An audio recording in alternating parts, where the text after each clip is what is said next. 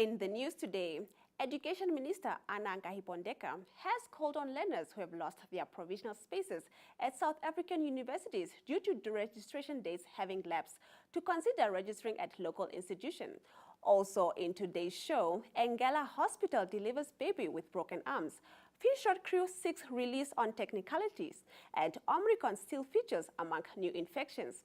Good afternoon, everyone, and welcome to this Friday edition of NMH at 1. My name is Glenora Shipura, and I'll be bringing you the current news and headlines.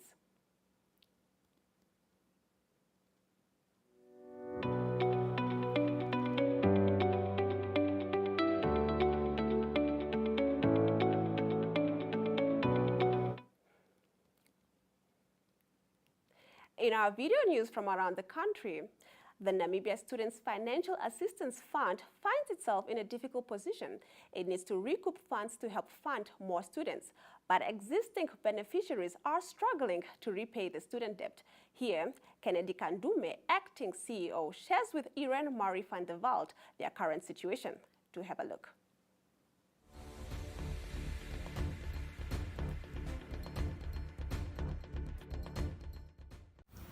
My name is Kennedy Kandume. I'm acting Chief Executive Officer of the Namibian Student Financial Assistance Fund. The fund is owed 4.2 billion. That's now what we call matured loan. Others are not matured, and therefore we're not talking about them. These are owed by people who are still studying, but the matured is 4.2 billion. And the number of debtors who owe us is 8,610. So those are the debtors that owe this fund. Our plan is really to go after these debtors so that they repay, so that others also benefit from the fund just as well as they are benefited. We are going to take action for those that not coming forth to repay. And the action we're talking about here is going as far as taking those debtors to court. The litigation process, how we are doing it. Some of you might have received first demand, second and third demand letter from us. What is really next today is for us to take you to court. We are regulating our act by sending those demand letters so that we follow the debt management process to the court, so that we don't be found wanting in the court of law, but we are coming after those that are refusing to repay. World Pangolin Day is coming up in a few weeks. In the next clip, NMH's Yana Marie Smith chats with Kelsey Predagier, founder of the Pangolin Conservation and Research Foundation, about this special little animal.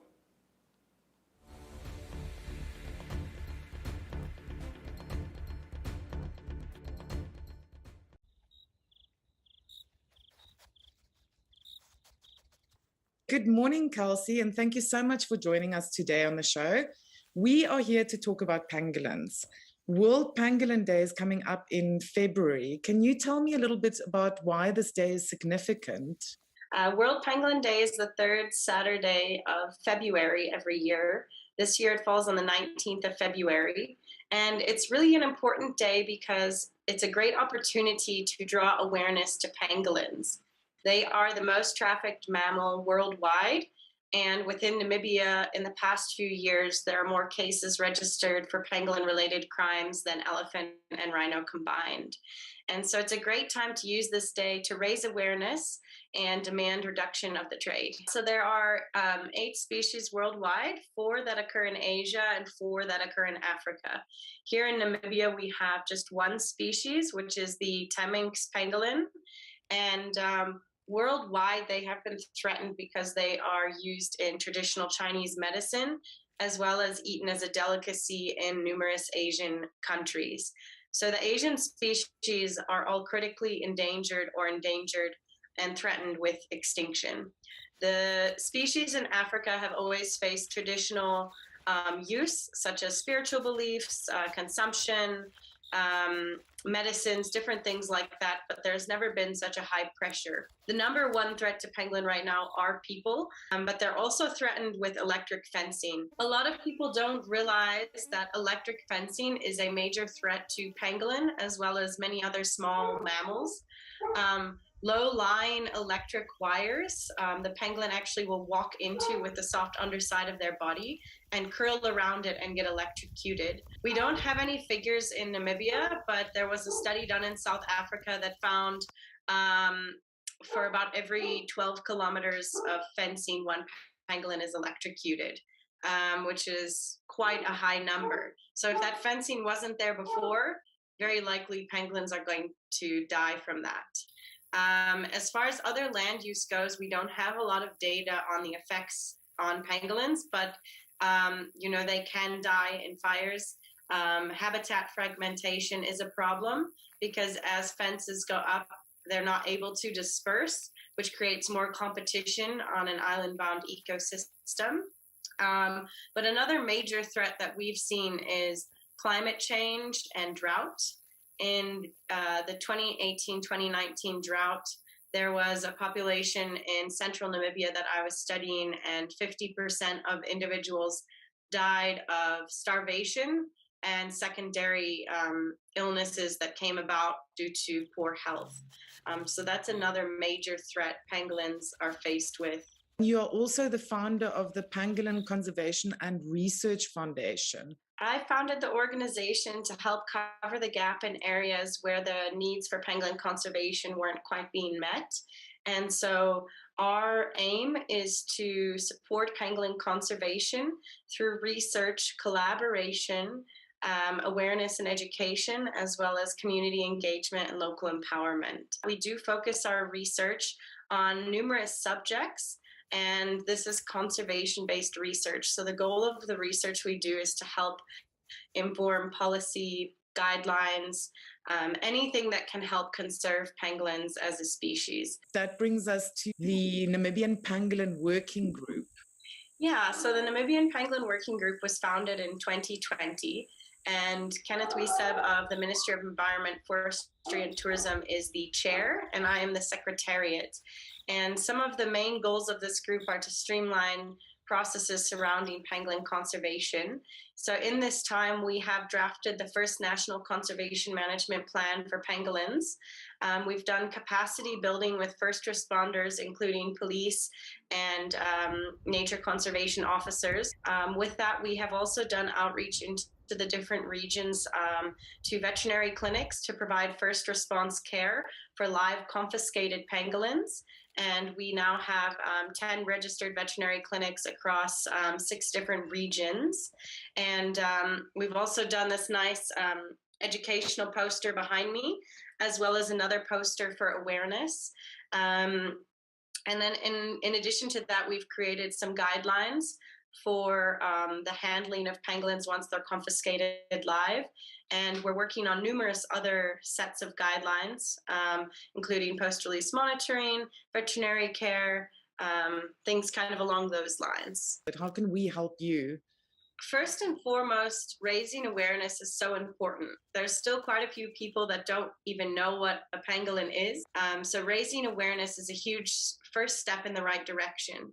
And then from there, it's important that if anyone hears of, sees anything suspicious, it is illegal to even handle a pangolin, have a scale or anything like that on your person. So there is a hotline. It's 55555. And people can SMS that number anonymously with any kind of tip-off.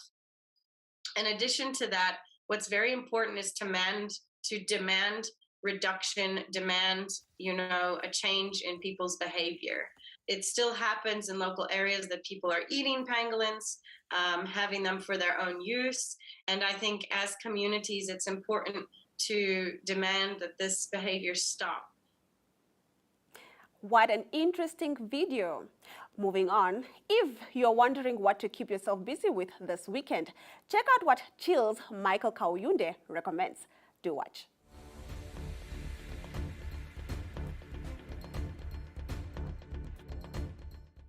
Good afternoon, NMH at 1 viewers. My name is Michael Kayunde. I'm here to bring you the gig guide, some of the events that you can expect this weekend. To begin with, you can catch chill sessions tonight at 1900 hours right here on Namibian Sun Facebook page. In today's show, we get to speak to Twazis, a duo that recently released a music video that is doing crazy numbers on YouTube and other platforms as well. In terms of events, you can catch the all-white party tomorrow at the Catch, where Uncle Waffles is going to be performing, and the show is going to be emceed by Paul the Prince.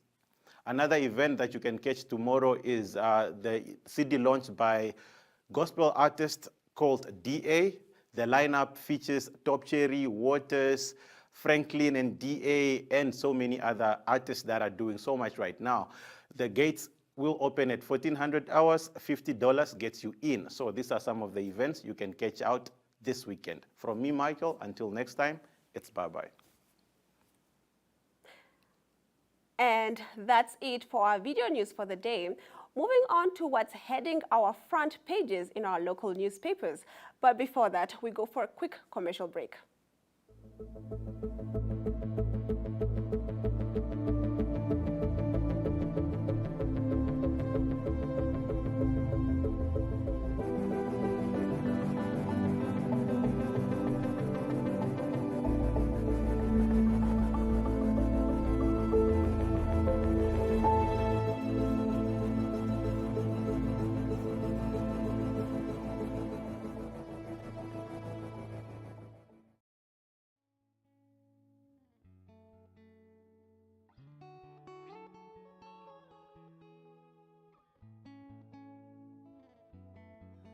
I'm Martha Angolo, a breast cancer survivor.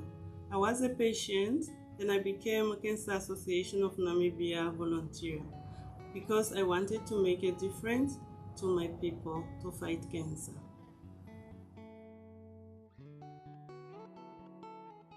Now more than ever, inequalities in healthcare have been highlighted due to especially COVID-19.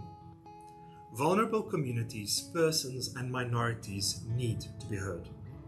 An in-depth look must be made at socio-economic factors such as cultural context, gender norms, income and education levels, as well as prejudices, discrimination and assumptions based on age, gender, sexual orientation, ethnicity, disability and lifestyle that create wide disparities in cancer prevention, incidence and survival rates. This World Cancer Day, let's close the care and support gap so that all cancer patients in Namibia and our Southern African region will have better access to treatment, support and cancer care.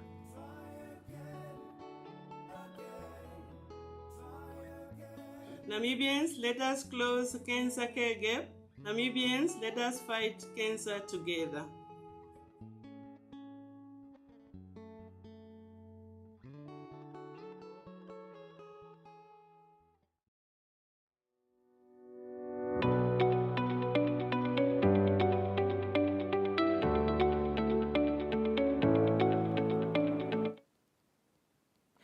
Moving on to what's leading our local newspapers' front pages.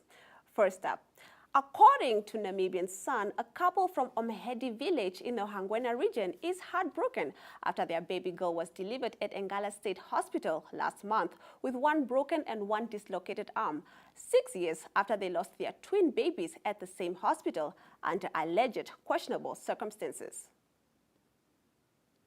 According to Republican, government has warned that ignorance and uncertainty about new regulations for almost all lotteries, raffles, promotional competitions, and sports betting should not be an excuse for institutions, businesses, and individuals to break the law. According to Allgemeine Zeitung, with today being World Cancer Day, the Namibian Cancer Association wants to draw attention to the issue around cancer and cancer patients, focusing on the motto, closing the cancer care gap, adding that the inequalities in healthcare have become more visible, therefore, more than ever. The Namibian reports that the Dubai bank accounts linked to the featured transactions have allegedly been emptied, with funds removed through cash withdrawals. New Era reports that health authorities have acknowledged that the outbreak of the dreaded COVID-19 pandemic has ultimately proven to be a blessing in disguise after the country's health sector, despite its horrific implications on the economy. And now we go for a quick commercial break.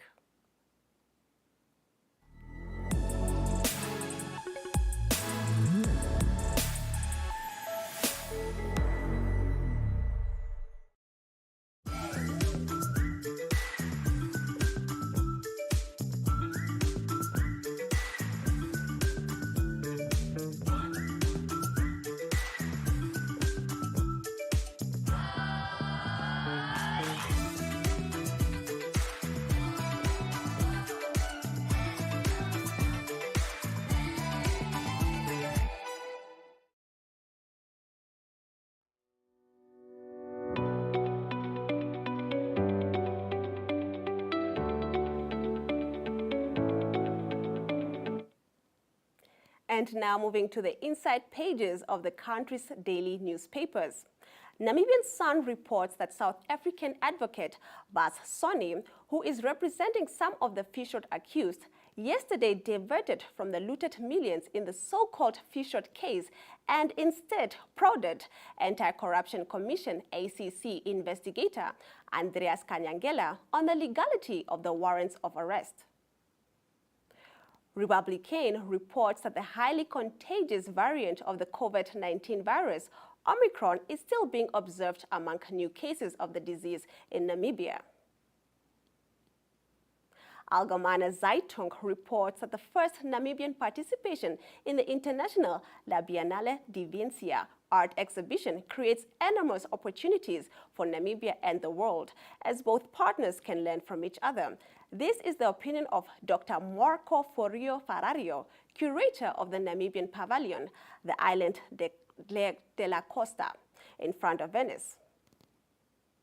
According to the Namibian, the Labour Ministry has advised employers against introducing mandatory vaccinations at the workplace.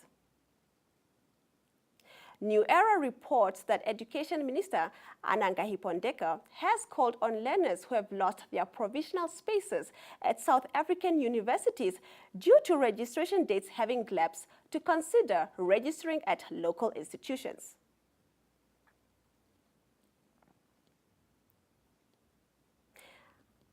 And now, before we move on to our economic indicators, let's go for a quick commercial break.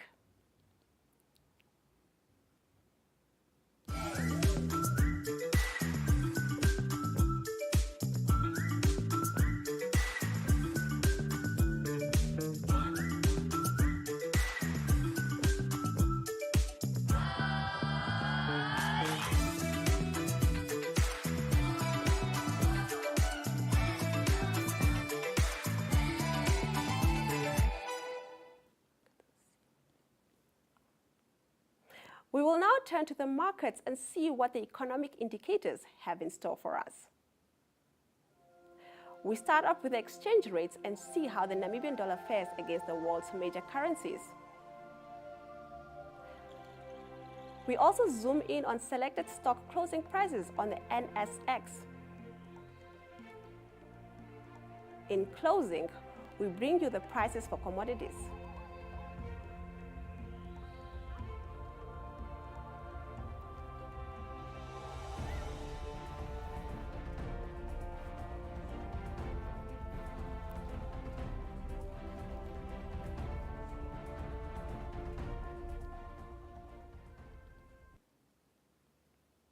And now we go for a quick commercial break.